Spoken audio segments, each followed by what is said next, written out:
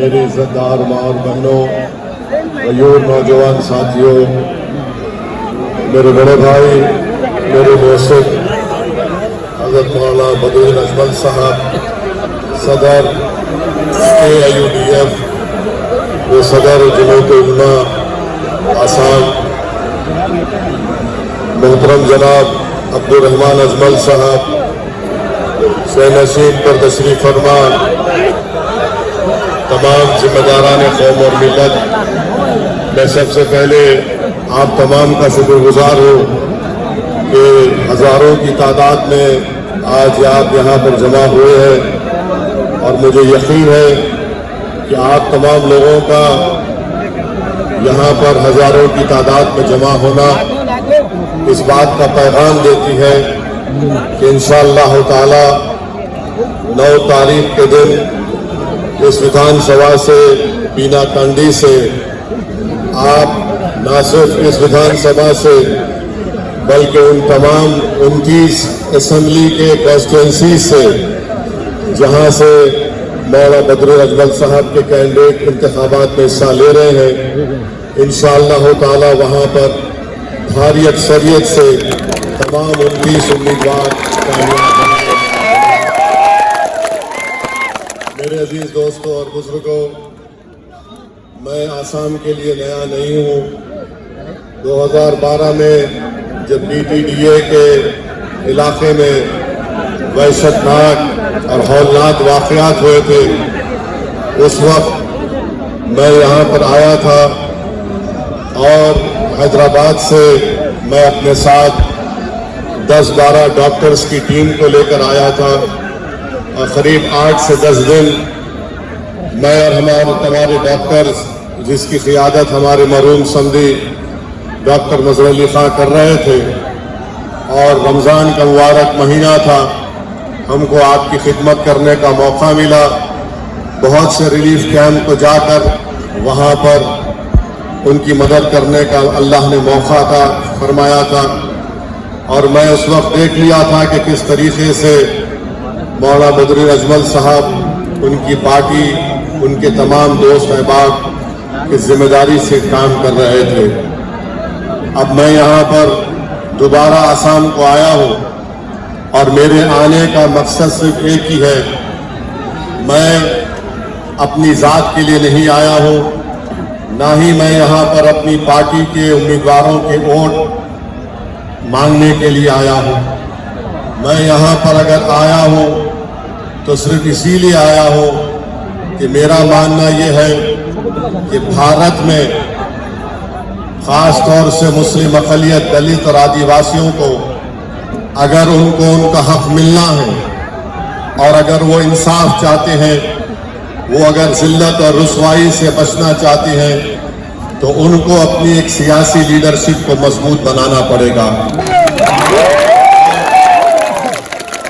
मैं इसलिए भी आया हूँ कि पिछले कई साल से मैं इस बात को देख रहा हूँ, महसूस भी कर रहा हूँ, खून का घूंट भी पीता हूँ, आंख से बाज़ वक्त आंसू भी निकल जाते जब आसाम में मियाँ लोगों पर जुल्म की दास्तानें देखता हूँ, पढ़ता हूँ।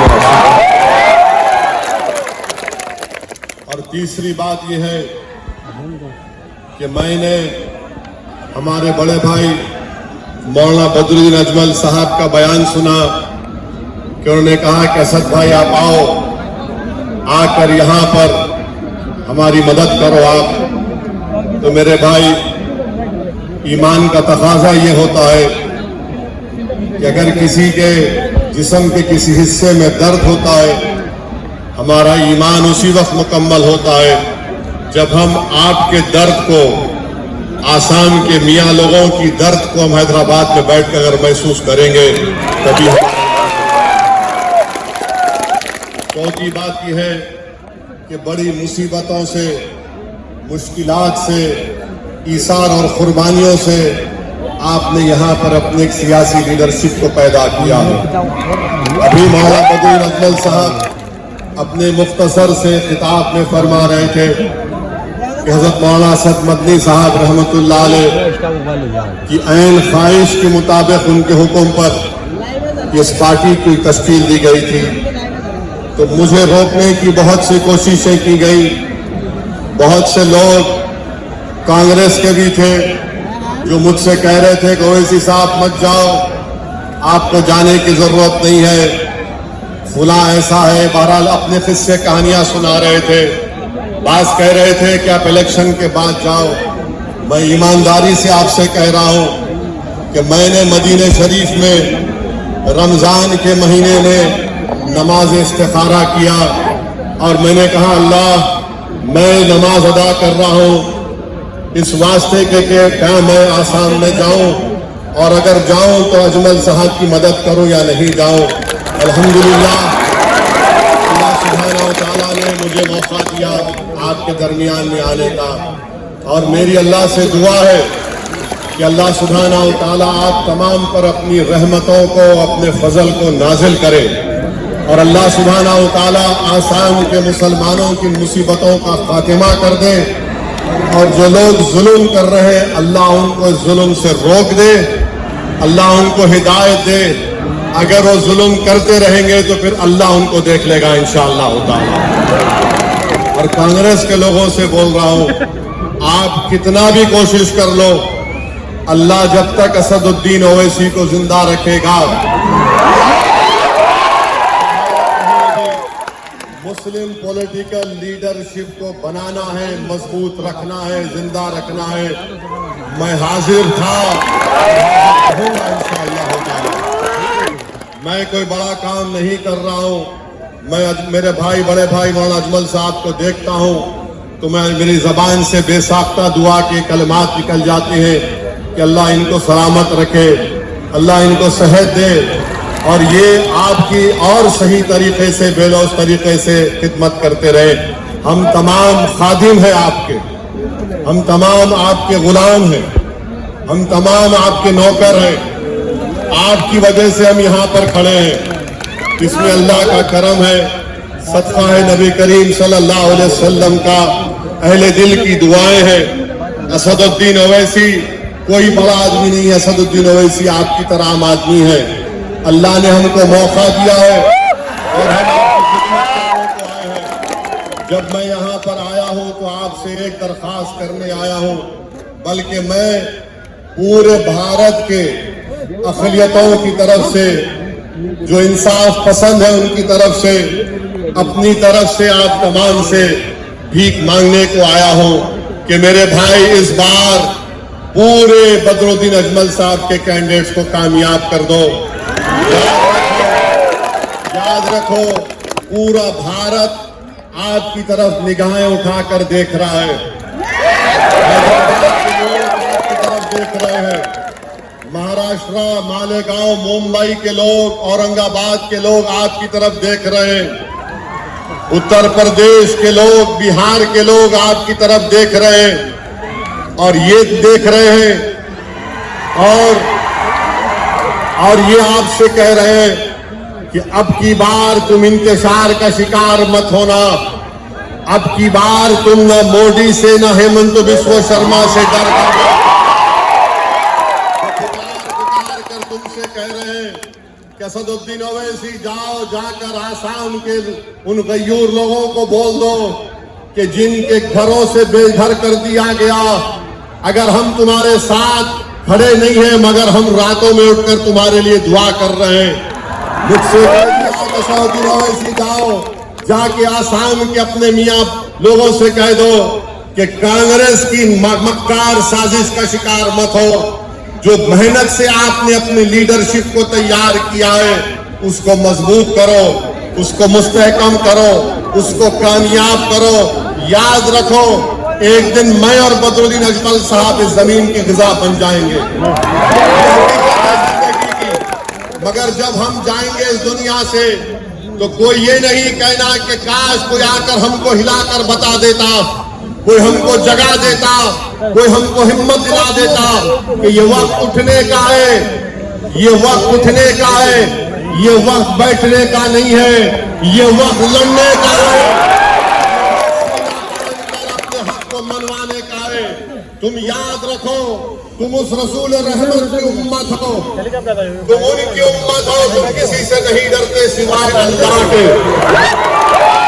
मरेंगे इंशाअल्लाह ताला, मगर हमारी मौत लाखों को हयात देकर देगी इंशाअल्लाह ताला। मेरे अजीज दोस्तों और बुजुर्गों, 9 तारीख के दिन आपको अपना एक और ताला चाबी पर बटन दबा कर देना है। ये मैं सिर्फ इस विधानसभा की आवाम से अपील नहीं कर रहा हूँ, बल्कि आसाम के तमाम इंसाफ पसंद हिंदू भाइयों से भी अपील कर रहा हूँ। मैं आसाम के तमाम इंसाफ पसंद हमारे ट्राइबल भाइयों से बहनों से अपील कर रहा हूँ। मैं उन तमाम से अपील कर रहा हूँ जो भारत के संविधान को अजीज रखते हैं। मैं उन तमाम मियाँ लोगों से अपील कर रहा हूँ, ये वक्त उठने का है मेरे भाई, ये वक्त इंतजार का शिकार नहीं होना है। आपको अपने इस कौम के साहिब के साथ खड़ा रहने का वक्त है, जिसने अपनी जिंदगी आपके लिए वक्त कर दी है। आज को इनको कामयाब करना है। आप अंदाजा नहीं लगा सकते कि पार्लियामेंट में मेरी नजरें तरसती है बदरुद्दीन अजमल को ढूंढते ढूंढते। नरेंद्र मोदी की हुकूमत ने हमारी मस्जिद, दरगाह और खानकाहों को छीनने तो मेरा दिल पुकार पुकार कर मुझसे कह रहा था कि काश अगर मौलाना बदरुद्दीन अजमल मेरे बाजू होते तो ये काला कानून नहीं बन सकता था।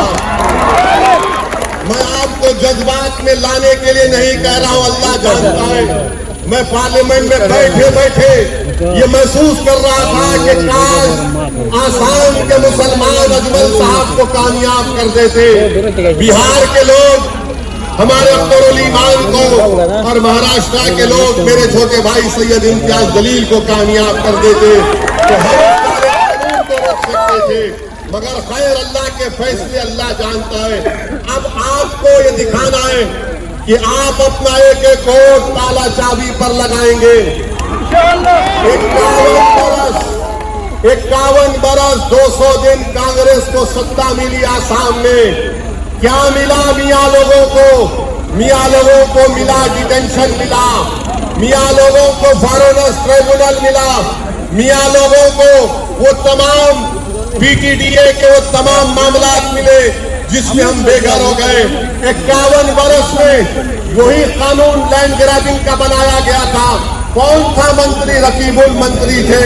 उस कानून का इस्तेमाल करके आज ये हेमंत बिस्व शर्मा जो वक्त का फिरौन बना हुआ है, अल्लाह उसको देख रहा है।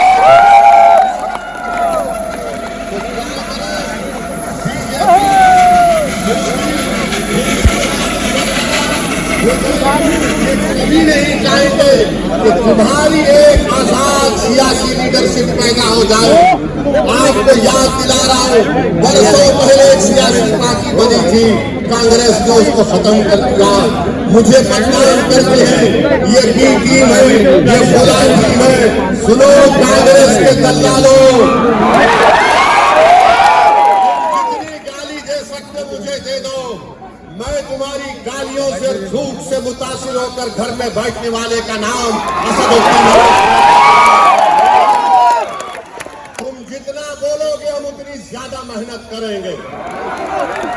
और सुन लो हेमंत बिस्व शर्मा, बीजेपी आरएसएस, तुम मारना चाहते ना हमारे को, तुम हमारी कमर तोड़ना चाहते ना। हेमंत बिस्व शर्मा 9 तारीख से पहले बता दो, गुवाहाटी के चौराहे पर तुम बोलो कि इस चौराहे पर इसी को मारूंगा, मैं आने तैयार हूं।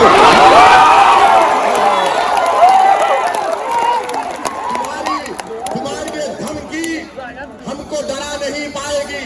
अरे मरना तो सबको एक दिन, कभी मर जाऊंगा तो तुम भी जाओगे, मगर ये डराने की सियासत अब काम में आने वाले नहीं है। ये मजमा बता रहा है हेमंत बिस्व शर्मा कि हम करने वाले नहीं है। ये मजमा पुकार पुकार कर कह रहा है कि जो बेघर हुए हैं इंशाअल्लाह बदरुद्दीन अजमल के उम्मीदवार कामयाब होकर उनके सर पर इंशाअल्लाह अल्लाह ताला छत बनाकर उनके घर,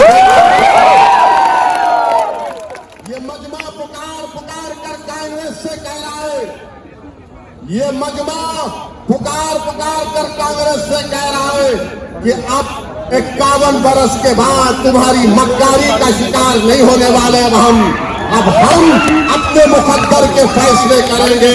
अब हम अपने मुस्तकबिल के रास्ते बनाएंगे, चाहे रास्ते पे पहाड़ आ जाए, जालिम आ जाए, तूफान आ जाए। जिसके हौसले पाक होते अल्लाह उनको चरागों तूफानों में चराग उनका जला देता है।